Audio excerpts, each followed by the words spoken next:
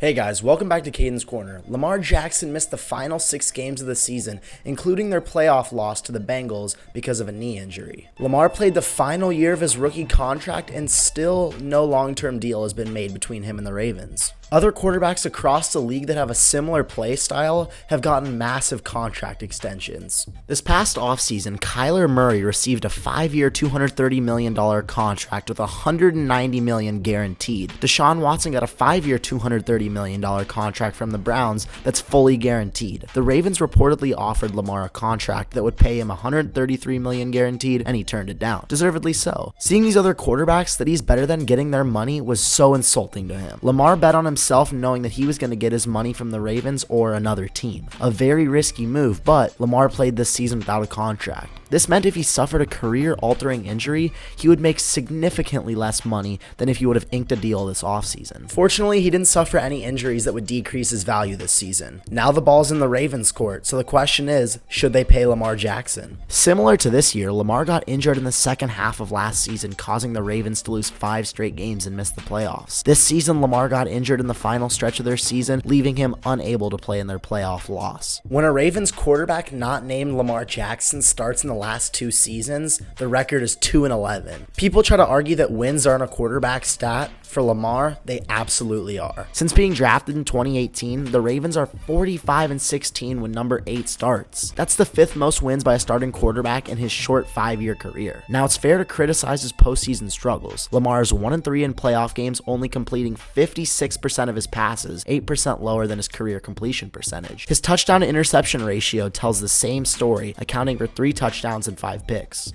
If the Ravens were to sign Lamar to a massive contract extension, what would be their solution to keeping him healthy late in the season? Cutting down the number of designed runs? Forcing him to pass more? 25 times in NFL history, a quarterback has rushed 17 or more times in a game.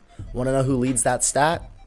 Yep. It's Lamar Jackson. If that's the case, they have to get Lamar help on the outside. What he has been able to do with the bottom 5 receiving core every year is so impressive. This year, Lamar's starting receiving core was Demarcus Robinson, Sammy Watkins, and James Prochet. No disrespect to these guys, but come on now. Mark Andrews has been Lamar's only target throughout his career, but he simply isn't enough. The Ravens haven't committed to helping Lamar, and it's so frustrating to watch. One of the only things the Ravens did to help Lamar was use a first-round pick on Rashad Bateman in 2021, but he also struggles to stay on the field. He's played 19 games in 2 seasons and has 60 catches in his career. In 2019, the Ravens spent a late first-round pick on Marquise Hollywood Brown, but he struggled with drop problems and eclipsed 1,000 yards once. He's been the only receiver during Lamar's tenure to go over this mark. During draft day before the season, he was traded for a first-round pick to the Cardinals, leaving the Ravens with 2 first-round picks. You know where I'm going with this. The first round passes, no wide receivers taken. 4 rounds pass, no wide receivers taken. 7 rounds pass,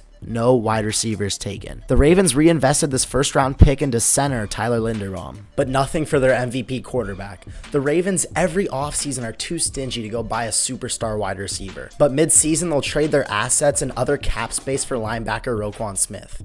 Crazy. Now they're taking for granted the only person that puts points on the board for them. The Ravens need to re-sign Lamar to a massive contract extension, and I can't believe it's taken them so long. Like I said earlier, the Ravens' record without Lamar these last 5 seasons is horrible. The positives with Lamar are so much greater than the unknown without him. If they were to trade him for picks, no one in the draft could go into Baltimore and turn them around. You think that offense is built for a rookie quarterback? Not to mention trading him would get the Ravens nothing close to the value that Lamar is worth. The Ravens have the option to exclusively franchise tag Lamar that would pay him $45 million this season. If you're going to pay him that much of a franchise tag, you might as well just give him the contract. But if they were to give him a non-exclusive franchise tag, the Ravens would have to pay Lamar around $33 million next year, but this would allow him to engage in contract talks with other teams. The Jets have already said that they're willing to pay a pretty penny for a quarterback. For a QB of Lamar's caliber, I guarantee other teams would hop in the sweepstakes to land him. If the Ravens deal Lamar, they won't have an offensive identity. If they do re-sign Lamar, we're going to continue to see the Ravens running all game